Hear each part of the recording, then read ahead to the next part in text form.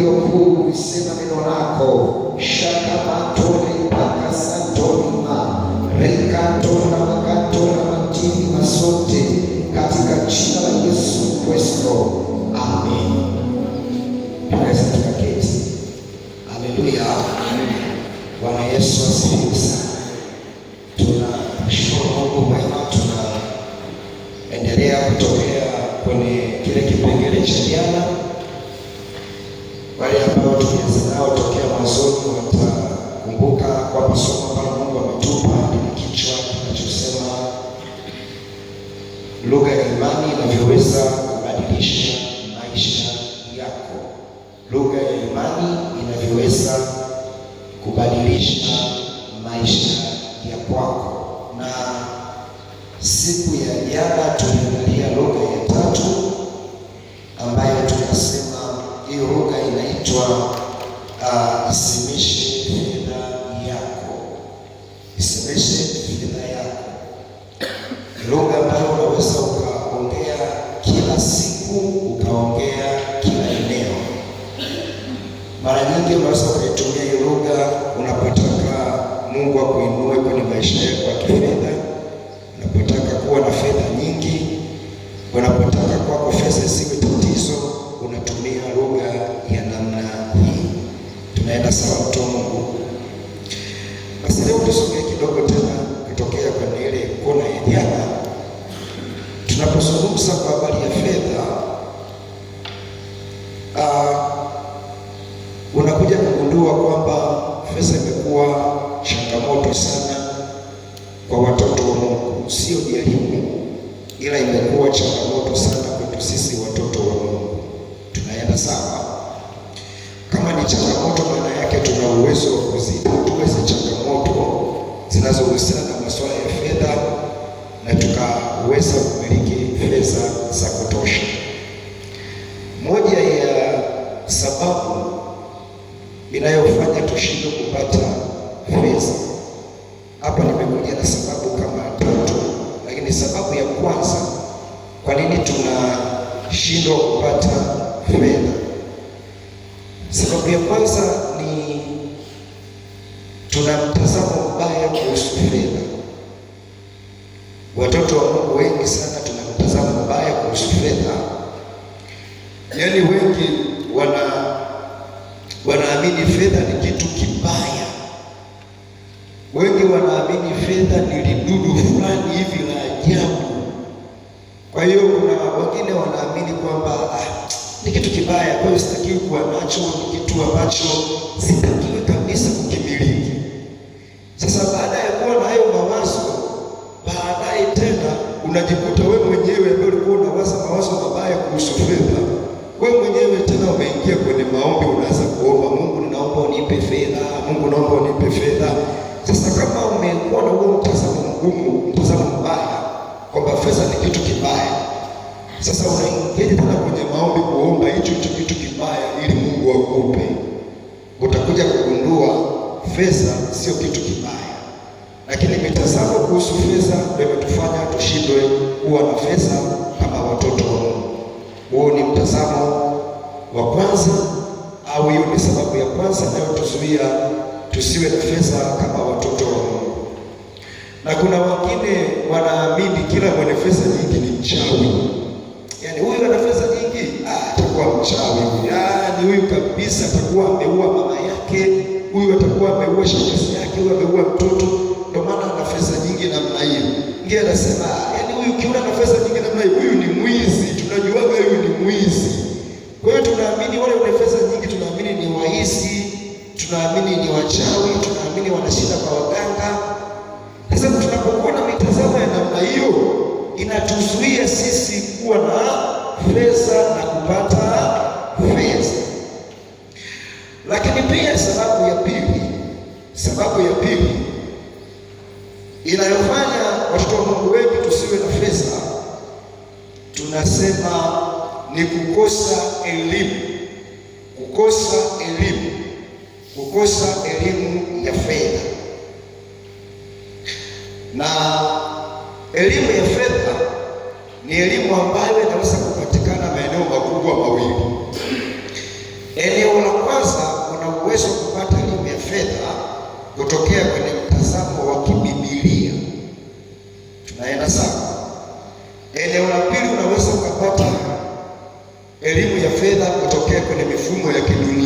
mifumo ya kidunia. Na hii ni kwa sababu mifumo ya kidunia inafundisha sana namna mtu anavyoweza kupata fedha. Ukiingia kwenye mitandao, ukifuatilia maeneo mbalimbali, utagundua elimu nyingi za fedha zinatolewa katika mifumo tu hii ya kawaida. Unasikia kwenye mitandao, utasikia na pale, utasoma vitabu hivi tu vya kawaida vya kidunia vinakuelekeza namna kupata fedha. Lakini kwa wewe mtoto wa Mungu, kipaumbele chako unapotaka elimu ya fedha, kipaumbele chako kiwe ni neno la Mungu. Tunaenda sawa? Kwa nini? Kwa sababu unapojifunza kuliheshimu neno, maana yake wewe unamheshimu Mungu. Unapolipa neno kipaumbele, maana yake wewe umempa Mungu kipaumbele. Na hii ni kwa sababu hauwezi kumtenga Mungu na neno. Mungu ni neno na neno ni Mungu. Tunaenda sawa? You can't separate. Huwezi kutenganisha kati ya Mungu na neno. Kwa hiyo unapokuwa na kipaumbele kwamba mimi nataka nijifunze elimu ya fedha kwenye neno la Mungu, maana yake unaonesha utayari kwamba Mungu akufundishe namna ya kupata fedha. Na ukimruhusu tu Mungu akufundishe namna hiyo, lile neno Hagai sura ya 2 mstari wa 8 linaanza kutimia kwako. Biblia inasema fedha na dhahabu ni mali ya Bwana. Sasa huyu Mungu anaanza kukufundisha namna kupata fedha kibibilia. Anakupa hayo maarifa, unapata hiyo knowledge, unaanza kupata fedha. Kwa hiyo ukikosa elimu ya fedha, ili ni tatizo kubwa sana kwa mtoto wa Mungu kuingiza fedha kwenye maisha yake. Lakini pia sababu ya tatu, kwa nini watoto wa Mungu fedha kwetu imekuwa ni tatizo? Sababu ya tatu, sisi watoto wa Mungu hatujaandaliwa vya kutosha kumiliki fedha. Sisi watoto wa Mungu hatujaandaliwa vya kutosha kumiliki fedha. Nimekwambia sababu ya kwanza, tuna mtazamo mbaya kuhusu fedha.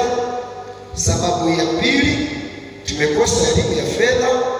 Sababu ya tatu, hatujaandaliwa vya kutosha kuhusu kumiliki fedha. Hatujaandaliwa. Sasa angalia, eneo unaloandaliwa ndio eneo ambalo unakuwa vizuri kwenye hilo eneo. Sisi watoto wa Mungu, maeneo mengi sana tulioandaliwa ni hapa. Tumeandaliwa sana kwenye maombi. Kwa hiyo unakuta kanisani kuna waombaji wengi sana, na wana uwezo wa kuomba, watanena kwa lugha, watafunga, wataomba, lakini hawana fedha. Tunaenda sawa? Kwa hiyo tutaomba sana, tutafunga sana, lakini tunakuwa hatuna fedha kwenye mifuko yetu. Kwa nini? Tumeandaliwa kuwa waombaji wazuri, lakini hatujaandaliwa vya kutosha kwenye eneo la kuwa na fedha. Sasa angalia mahali watoto wa Mungu tunakoandaliwa. Tunaandaliwa kumtumikia Mungu kwa viwango vikubwa. Kwa hiyo kinachotokea, tunakuwa na huduma kubwa sana, lakini mfukoni hakuna chapa, hakuna fedha. Lakini huduma inakuwa kubwa, ila mfukoni hakuna fedha. Mtu anakuwa na upako mwingi, lakini mfukoni hakuna fedha. Kwa nini? Kwa sababu lile eneo ambalo yuko vizuri ndio eneo aliloandaliwa sana. Kumbe sasa, kama tunaandaliwa sana kwenye eneo la maombi, kama tunaandaliwa sana kwenye eneo la kumtumikia Mungu, kama tunaandaliwa sana kwenye maeneo hayo yote, basi tunatakiwa kuandaliwa sana na kwenye eneo la kumiliki nini? Fedha. Jina la Bwana libarikiwe sana. Haleluya. Unajaribu kunielewa? Na hili tatizo sio tu liko kanisani, hili tatizo liko kwenye familia zetu. Mzazi mzuri ni yule ambaye ana uwezo wa kumwandaa mtoto wake kwenye eneo la fedha. Lakini wazazi wengi sana wameandaa watoto zao kushika kijekitile kwale. Tunaenda sawa? Bwana Yesu asifiwe sana. Sio kitu kibaya kumlisisha mtoto elimu, ni kitu kizuri sana kumlisisha mtoto elimu, ni kitu kizuri na ni kitu muhimu. Lakini usisahau, unapomlisisha mtoto elimu, mlisishe na elimu ya nini? Ya fedha. Na ndio maana watoto wengi sana wakienda kule chuoni, tunaenda sawa, yaani wanakuwa na shida sana ya fedha. Kwa nini? Hawa watoto kuanzia shule za msingi mpaka sekondari hawakuandaliwa kwenye eneo la fedha. Anafika chuo ndo anagundua anahitaji sana fedha. Sasa angalia changamoto yake iko hapa. Usipojiandaa kwenye eneo la fedha, fedha ikija itakumiliki, itakupoteza, itakutengenezea tabia, itakuongoza na mipaka. Waniulie tena, usipoandaliwa kwenye eneo la fedha, fedha ikija itakumiliki, itakupoteza. Tunaenda sawa? Itakuongoza inavyotaka. Kwa nini? Haukuandaliwa kwenye hilo eneo. Kwa watoto wakiwa kule chuo, vile hawajaandaliwa kwenye eneo la fedha, zinapokuja pesa za serikali, angalia wanazozitumia. Unakuta mtoto amenunua simu ya laki saba. Haleluya! Anasahau matumizi yake ya chuo, kwamba chuo kuna matumizi mengi, anahitaji kula, anahitaji kuvaa, anahitaji kulipa kodi, hayo yote anaangalia. Amesahau kwamba anahitaji mambo mengi sana angalia. Lakini angalia kipaumbele chake, yaani ananunua simu ya laki saba. Wakati alikuwa na uwezo wa kununua hata simu ya laki mbili, laki moja na nusu, huo uwezo alikuwa nao. Tunaenda sawa? Anaanza kutumia pesa vibaya kwenye starehe na nini, kwa sababu hakuandaliwa. Akimaliza mwaka wake wa 3 anakuja mtaani na kutia huduma. Inabarikiwa sana. Akiona wanauza mahindi kasikia na mimi nikauza mahindi kwa kweli, jamani, Mungu anisaidie. Anaanza kutia huduma. Kwa nini? Kwa sababu kwenye hilo eneo hakuandaliwa. Sababu nikwambie kitu hapa.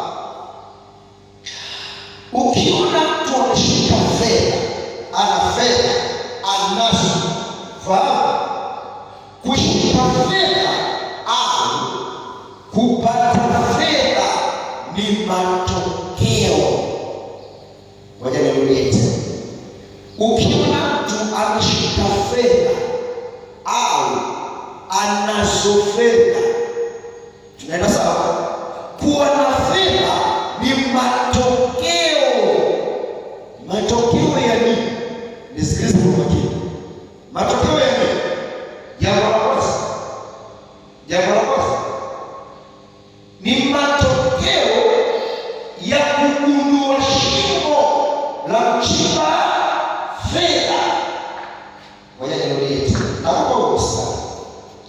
Ukiona mtu ana fedha, tunaenda sawa? Amepata fedha, anamiliki fedha. Fahamu, fedha ni matokeo. Matokeo ya nini? Jambo la kwanza ni matokeo ya kugundua shimo la kuchimba hizo fedha. Tunaenda sawa? Angalia Ayubu ile sura ya 28 na ule mstari wa kwanza.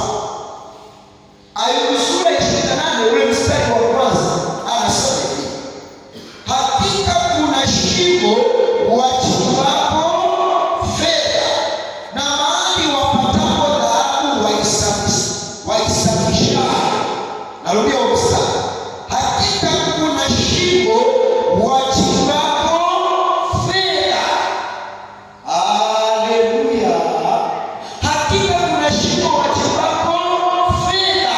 Kwa hiyo fedha zote unazoziona mtu anazo, amezichimba kwenye shimo. Haleluya! Bwana Yesu asifiwe sana. Sasa kwa hiyo nikwambie kitu. Siku zote ukiona mtu ametajirika au amefanikiwa sana, fahamu kinachokwambia amefanikiwa kwa sababu ya mashimo. Tunaenda sawa? Hakuna mtu anayeweza kutajirika kupitia mshahara. Narudia tena, hakuna mtu anayeweza kutajirika kupitia mshahara, kwamba tukakuta huyu mtu ni tajiri kupitia mshahara. Huyo mtu hayuko duniani. Unajua ni kwa nini? Kwa sababu fikiria, kwa mfano mshahara wako unapata labda tuseme milioni moja. Unasema mshahara wako unapata milioni moja. Oh, asante Yesu. Sasa angalia kwa hiyo milioni moja. Kuna milioni moja hiyo, kama inafika mwisho wa mwezi, baba yako mzazi anakuja anasema, yaani mwanangu, kumbuka nimekusomesha sana. Mwisho wa mwezi nahitaji hata laki moja tu nisaidie kama baba yangu mzazi. Anatokea baba yako anakwambia, kumbuka ulikaa kwenye tumbo miezi 9. Tena wewe ulikuwa msumbufu kuliko wenzio. Yaani mimi nikumbuke 50 tu mwisho wa mwezi. Anakuja mdogo wako, alo, yaani ukinisahau mimi labda mimi sio mdogo wako, nakutangaza mpango mzima, yaani mwisho wa mwezi unisahau mimi nahitaji 70 tu. Anakuja mjomba, haleluya, na yeye ataomba hela mwisho wa mwezi. Anakuja shangazi, na yeye ataomba hela sana. Bado kama wewe ni mwanaume, bado utawala. Tunaelewa sawa? Hajasema jambo. Kama uliajiriwa ni mwanamke, bado kuna ndugu hajasema jambo kwa habari ya mshahara wako. Kwa hiyo utagundua ile milioni moja ulionayo mwisho wa mwezi, utagundua hela yako wewe usika mkononi ni 20,000. Halo, unasema mshahara wangu mimi ni milioni moja. Na ile kweli ni kwamba ukishaanza kugawanya na shangazi sijui nani, unakuwa wewe una 20,000 ndio unataka nayo mjini. Bwana Yesu asifiwe. Ndio kile sio kwambia hivi kutokea hapo sasa utachukua wewe maisha yote au unasikiliza wewe. Bwana Yesu asifiwe. Na kila mtu anakusikia, alo, tuna ndugu ambaye ameajiriwa anapata mshahara milioni moja, lakini ndugu aliyeajiriwa anakandamizwa na ndugu wa kila aina. Kila mtu anataka pesa kutokea kwake. Ngeukie usio mwambie hivi, mwambie mtumishi anaongea na wewe, uwezi kutajirika kwa mshahara. Bwana Yesu asifiwe. Unajaribu kunielewa? Hata siku moja mshahara haujawahi kutosha, haujawahi. Haleluya. Nimekutana na lecturer mmoja anajirungusha, analalamika, anasema, yaani mwanangu kwa kweli. Sasa angalia, na lecturer analipwa vizuri mtu wa Mungu. Tunaenda sawa? Ili nimekutana na lecturer nyumbani kwake ametandaza marage. Nikamwambia, wewe si lecturer unalipwa mshahara? Akaniambia, mwanangu, mshahara hautoshi. Nikamwambia, na haya marage unapeleka wapi? Akasema, haya marage ni kwa ajili ya biashara. Nataka ninauze marage. Mimi nafanya biashara ya marage bali na mshahara. Unaona? Ndipo nikagundua huyu mtu ana akili. Halo, ukitaka kutajirika, tunatajirika kwa njia ya mashimo, sio kwa njia ya mshahara. Mshahara wako uweke pale, kila mwisho wa mwezi pokea. Gawia hao ndugu kama unaweza kugawia, kwa sababu huwezi kuwanyima. Tunaenda sawa? Unanielewa mtu? Lakini pamoja na hayo, hakikisha unagundua shimo mbali na mshahara. Gundua shimo la kuchimba fedha. Mwisho wa mwezi una mshahara, kushoto una shimo, kulia una shimo, mbele una shimo, nyuma una shimo. Haleluya. Bwana Yesu asifiwe. Sasa ngoja nikwambie kitu. Ukiwa na shimo moja la kuchimba fedha zako ni chache. Haleluya. Sasa unaweza ukageuza nyumba yako ikawa shimo la kuchimba fedha. Nyumba yako ile inaweza ikawa shimo la kuchimba fedha. Lakini pia nilikuja kugundua kuna mashimo kwenye mitaa yetu. Tunaenda sawa? Lakini pia kuna mashimo kwenye kila wilaya na kuna mashimo kwenye kila mikoa na kuna mashimo kwenye kila taifa. Bwana rudie tena. Shimo la kwanza la kuchimba fedha ni nyumba yako. Pale kwenye nyumba yako pale, igeuze nyumba yako iwe shimo la kuchimba fedha. Alafu shimo jingine unalipata wapi? Kwenye mtaa unaotokea. Kunaweza kuwa na mashimo mengi sana ya kuchimba fedha.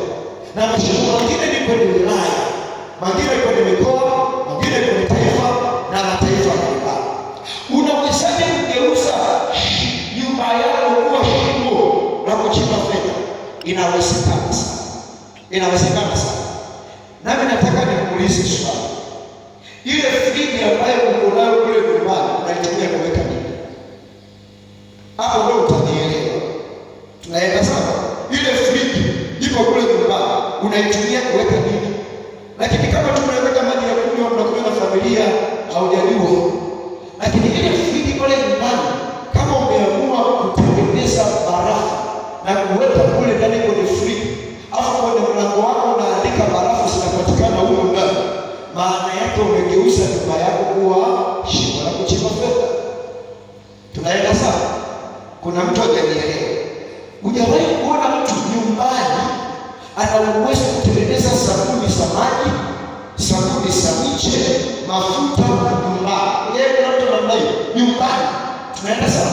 Alafu pale nyumbani unakuta mtu amefuga kuku pale nyumbani. Pale nyumbani unakuta mtu ana mayai. Kwa hiyo watu wanakuja nyumbani wananunua vifaranga, wananunua kuku, wananunua sabuni za miche, sabuni za kawaida. Ukiona unafanya hivyo, manake nyumba yako imekuwa shimo la kuchimba. Wewe umeanza kunielewa. Alikuwa mama mmoja ambaye mama mchungaji, nilimpenda huyu mama, akamwambia mnawapa mchungaji, akasema wewe ndio pesa, mimi nataka kutengeneza fedha ya kutosha kutokea kwa nyumbani. Baba mchungaji akamwombea mtawaka. Alipomwombea yule mama, alichofanya akaanza taratibu, akatengeneza sabuni za maji, akaanza sabuni za maji. Watu wakawa wanakuja, watu walipoanza kuja kununua sabuni za maji, akajaribu na sabuni za mchi. Kwa hiyo hao wanakuja kununua sabuni za maji, akawaambia na sabuni za mchi na zenyewe zipo. Kwa hiyo mtu akawa ananunua dawa ya maji na ya mchi.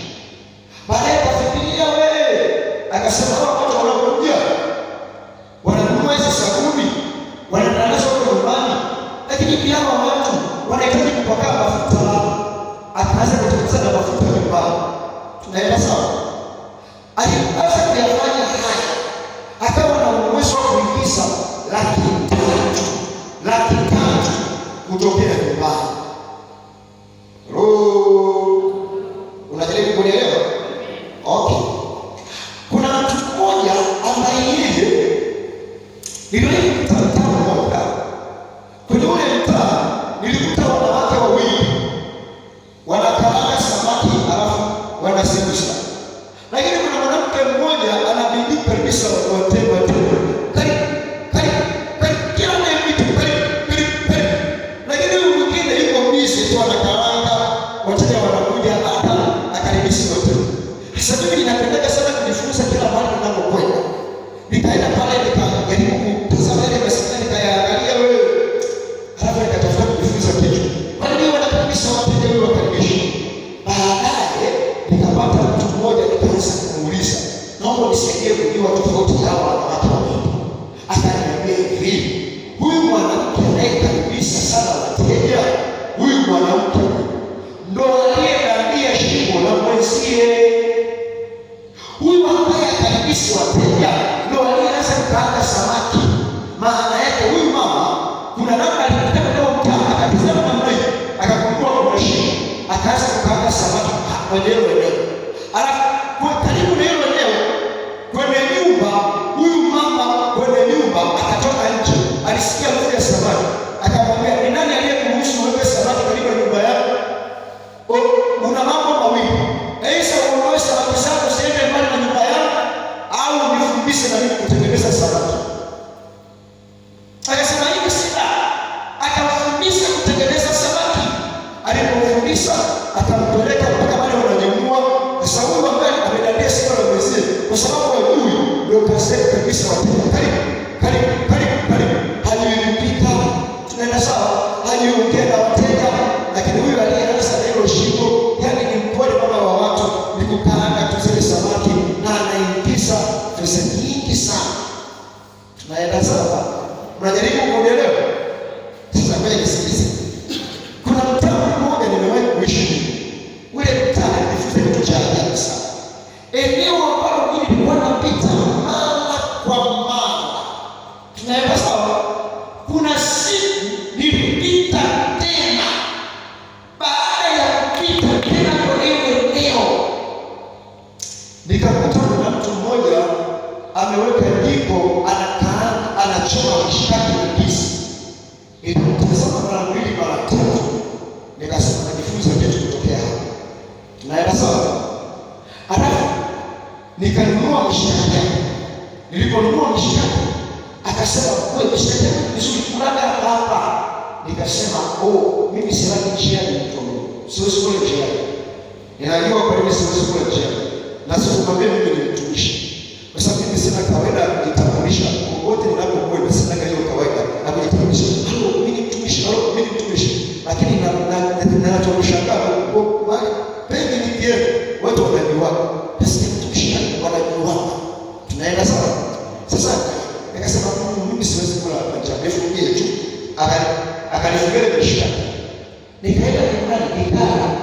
Nilipokula mishikaki mimi mwenyewe nikageuka kuwa bango la matangazo kuambia wengine, mishikaki mizuri sio na mafuta iko njiani pale. Watu wakawa wanaongezeka pale. Sasa kitu kilichonishangaza, kuna mtu mmoja alimwambia mishikaki, natokea mkoa wa jirani na kuja hapo, nimesikia mishikaki yako, nataka nimalize 40,000 kwa kutafuna mishikaki. Na alikuja na alimaliza 40,000 kutafuna nini? Mishikaki. Swali la kujiuliza, mtaa ule eneo lile ambalo walikuwa wanapita watu wewe hawaoni chochote, lakini mtu mmoja tu alipita ile eneo akagundua shimo la kuchimba fedha. Mgeukie mwenzio, mwambie umegundua shimo la kuchimba fedha au kama unalia. Bwana Yesu asifiwe sana. Mtu unajaribu kuelewa kwa kuacha mahali. Sasa haya mashimo ya kuchimba fedha una uwezo wa kuyaona kwa imani. Tumia imani kuona. Kwani maandiko yanasemaje? Waebrania sura ya 11 ule mstari wa kwanza anasema, basi imani ilikuwa na hakika ya mambo yatarajiwayo, ni bayana ya mambo yasiyoonekana. Kwa hiyo kwa njia ya imani una uwezo wa kuona. Unaona nini? Una uwezo wa kuona shimo mahali popote unapokwenda. Usiwe mzururaji tu bila faida. Eneo lolote unalozurura, macho yako yaone shimo. Halo, Bwana Yesu asifiwe. Unajaribu kunielewa? Mgeukie mwenzio, mwambie hivi, hakikisha unatumia shimo lako kuchimba fedha na usidanie shimo la mwenzio. Kama kuna watu wakorofi, yani ni wakorofi kweli. Asione mwenzie amegundua kashimo leo fulani, amepanga nyanya, anaanza kuuza nyanya. Mwingine naye anatokea hapo pembeni yake, naye anaanza kuuza nyanya. Na mwingine anatokea naye anaanza kuuza nyanya. Lakini alianza mmoja, unadandia wenzio. Na ndio maana mimi nikiuza nyanya na wewe nyanya na wewe nyanya na wewe nyanya. Kumbuka mimi nilianza kuuza nyanya. Hata wateja tunawachanganya. Walikuwa wanakuja wengine kwangu wanagawanika. Okay. Kama ningekuwa na akili ya namna hiyo, tunaenda sawa. Huyo anaweka nyanya na wewe unataka kuwa karibu na yeye. Mtu wa Mungu, wewe usiweke nyanya, weka vitunguu. Halo, kwa sababu tuna uhakika hakuna mtu ambaye anataka kukaanga mboga na nyanya bila vitunguu. Akija mtu hapa akinunua nyanya kwako, kwa huyo mtu wewe weka vitunguu, anapitana kwako, ananunua vitunguu. Bwana Yesu asifiwe sana. Sasa kwa nini kuna maeneo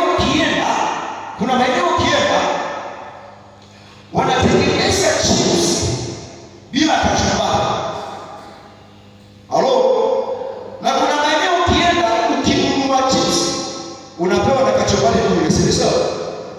Na hayo maeneo hapo ni sawa. Sasa kuna maeneo ukienda unanunua chips bila kachumbari, alafu kachumbari unanunua kwa mtu mwingine. Bwana Yesu asifiwe sana. Na hapa watu niliwapenda, huwezi kufanya kila kitu wewe mwenyewe. Wewe mwenyewe tu unauza chips, kachumbari, wewe mwenyewe pilipili, wenzio watakula wapi? Bwana Yesu asifiwe sana. Sasa wewe utakuwa unauza chips peke yake, kachumbari utajua mwenyewe utapata wapi. Kama utakula chips kama utajua mwenyewe. Kwa hiyo katokea mtu mwingine akasema kwa huyu anauza chips, hawa watu wamesema chips hivi. Mwingine akatokea karibu na yeye akaanza kuuza kachumbari. Anatengeneza vizuri. Kwa ukinunua chips unapitia hapa unanunua kachumbari, alafu maisha yanaendelea. Jina la Bwana libarikiwe sana. Ndio ukiwa wewe utaweza. Haleluya. Ninakufundisha kwa amani ya mashimo ya kuchimba fedha. Ukiwa na mashimo machache, pesa zako ni chache. Ukitaka kuwa na pesa nyingi, gundua mashimo mengi ya kuchimba fedha. Kuna mtu mmoja alitokea Dar es Salaam. Alafu alipotokea Dar es Salaam, duka lake lilikuwa limeharibika. Akasafiri kwenye mkoa fulani. Bahati nzuri kwenye huo mkoa akaamua kuingia kanisani. Alipoingia kanisani akanikuta mimi niko nafundisha neno la Mungu huko kanisani. Alafu nilikuwa nafundisha kwa habari ya mashimo kama hivi. Akanisikiliza wewe. Aliponisikiliza akanifuata ofisini. Aliponifuata ofisini akaniambia, mtumishi, mimi mkoa ni kweli nimepita, nimeangalia, nimegundua mkoa na mashimo mengi mno ya kuchimba fedha. Lakini mtumishi, shida yangu ni moja tu. Nimetokea Dar es Salaam, duka langu limeharibika, nimekuja kwenye mkoa, nimetembea wilaya zote, nimegundua mashimo mengi kuchimba fedha. Na Mungu amenijalia neema. Kila nikianza kutafuta fedha huwa nasipata. Lakini nikipata fedha, matatizo ndio ya kwangu, shida zote zinahamia kwangu, naanza upya. Tunaenda sawa? Alipokuwa anaongea namna hiyo, nikatabasamu. Akaniambia, "Wewe umetabasamu?" Nikamwambia, "Mama, nilipokutazama namna hiyo, niligundua kuna roho ambayo iko juu yako ilianza kufuatilia kutokea Dar es Salaam. Alafu kwa Dar es Salaam iliharibu uchumi wako. Ulipokuwa unapanda kwenye gari, ile roho ikapanda na wewe kwamba anapoelekea tunaenda kunyosha huko. Kwa hiyo roho ikawa inaenda kila eneo kufuatilia uchumi wako ulikuwa hivi." Akasema, "Mtumishi, haiwezekani." Nikamwambia, "Ni kweli kabisa."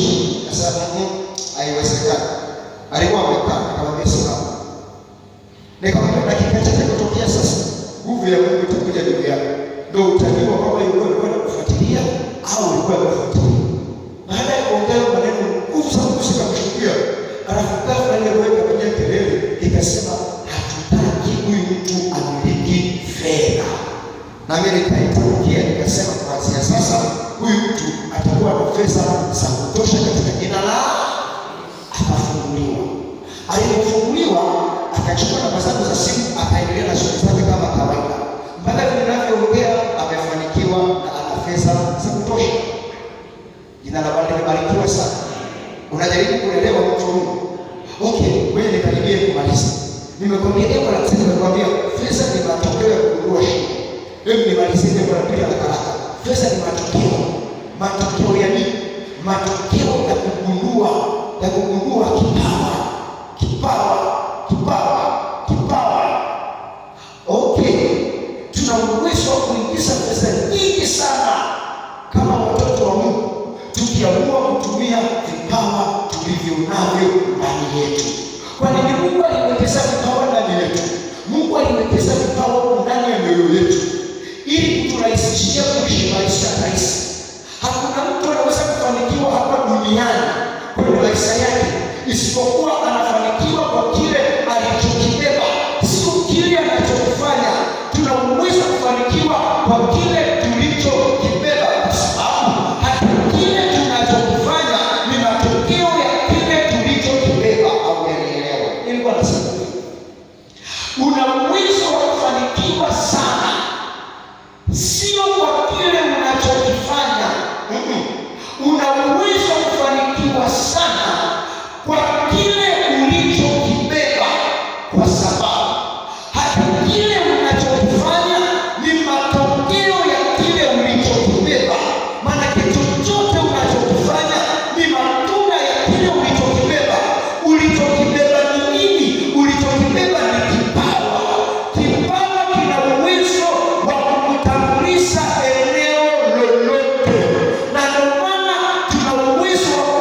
majina makubwa na tunafahamika kwa vipawa vyetu, na tuna uwezo wa kuwa na pesa nyingi kwa vipawa vyetu. Ndio kile sio kwamba siku hizi watu wanaishi kwa vipawa. Haleluya! Unajaribu kunielewa? Kuna maisha ambayo yamefichika ndani ya kipawa. Unataka kuwa na pesa, lazima uishi kwa kipawa. Haleluya! Nisikilize mtu, nitakusaidia. Nisikilize. Kama ungetumia kipawa, fanya haya. Kabla hujatumia kipawa, fanya haya. Jambo la kwanza, gundua. Jambo la pili, noa. Jambo la tatu, invest au wekeza. Jambo la nne, tumia. Okay. Kabla hujatumia hicho kipawa chako, jambo la kwanza, gundua. Tunaenda sawa? Unagundua nini? Ndani yako kuna kipawa cha aina gani? Gundua kwanza. Jambo la pili, ukishagundua kile kipawa, kinoe. Hakikisha unakinoa kwa kadiri uwezavyo. Nakueleza sababu kwa nini kinoe. Jambo la tatu, invest, wekeza kwenye kile kipawa. Wekeza. Alafu baada ya hapo tumia. Unajua ni kwa nini? Kwa sababu siku zote watu wanakataa au hawapokee au hawakubali kitu chochote kilicho chini ya kiwango. Nena dunia yote, kitu chochote kinachopokelewa ni kile ambacho kinakuja kwa ubora unaotakiwa. Wewe mwenyewe ni rahisi kujua nini kipawa. Hakuna mtu anayeweza kupata chapati za mchana. Yuko hivi, una uwezo wa kupata chapati za mchana? Ukiona mama mtu chapati za mchana anauza hiyo kisha anauza, kaja mteja akasa kununua, amekula za mchana, anawaambia na wazee sende kununua pale. Chapati gani zina mchana? Kama ni mandazi ile mabaya, hebu ukichukua mandazi ukiingiza kidole kinafikirisha tu ndani ya mna kitu. Alafu mandazi yana mafuta mengi, yani ya ajabu watu wanayakataa. Tunaenda sawa? Lakini tukikata chapati nzuri, mandazi mazuri, kila mtu atasema mandazi bora kwa mama Amina. Chapati nzuri kwa Joyce. Tunaenda sawa? Chochote kinachofanyika kwa ubora kinapokelewa. Kipawa chako ukitumia kwa ubora kitakuingizia pesa nyingi sana. Jina la Bwana libarikiwe sana. Haleluya. Ndio pia umesema wewe kipawa gani sasa? Umegundua au? Tunaenda sawa? Kuna watu nimekutana nao anaingiza pesa nyingi sana kwa kuchekesha tu. Yaani na uwezo wa kuchekesha watu milioni 20. Kaisha kabisa. Yaani anakusanya watu, jamani mtikishaji bora yuko hapa, amekustanya watu wameingia kiingilio 20,000. VIP la kitawatala. Akitoka kwenye hiyo event ameingiza milioni 20, milioni 30. Lakini kwa kuchekesha tu ndio kesho ni wewe kwa kupiga umbea. Umeingiza ngapi? Naomba tusimame. Haleluya. Bwana Yesu asifiwe sana. Unajaribu kuelewa wewe na kuacha mahali mtu. Kwa muda wako tafuatilia vizuri habari za kipawa. Utasoma na Misali ile sura ya 17 mstari wa 8.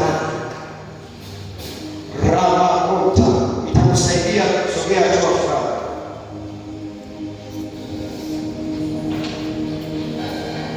Nataka tuombe. Tuabudu dakika chache tuingie kwenye maombi.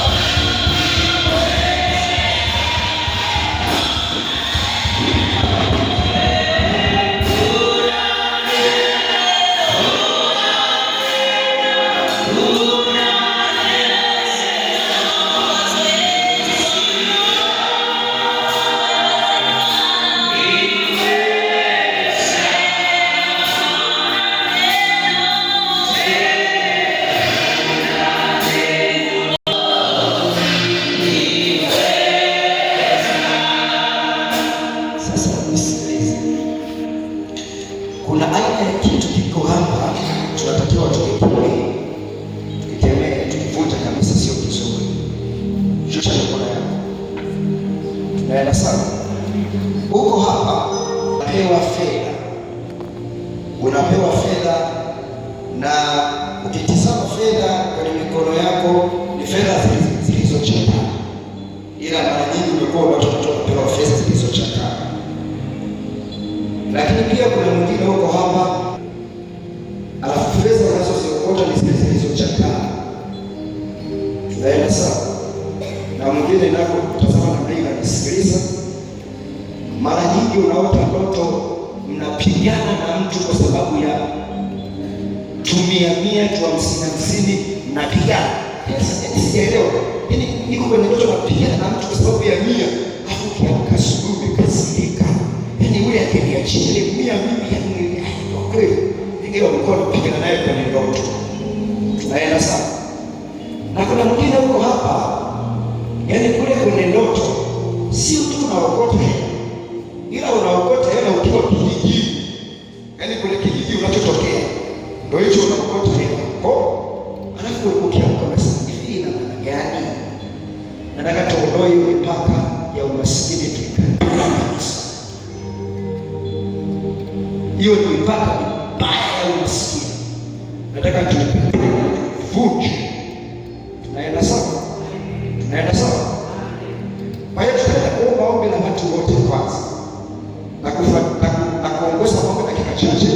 Ombi moja tu. Nataka tumwambie Mungu atie nuru macho yetu ya ndani yaone mashimo ya kuchimba fedha.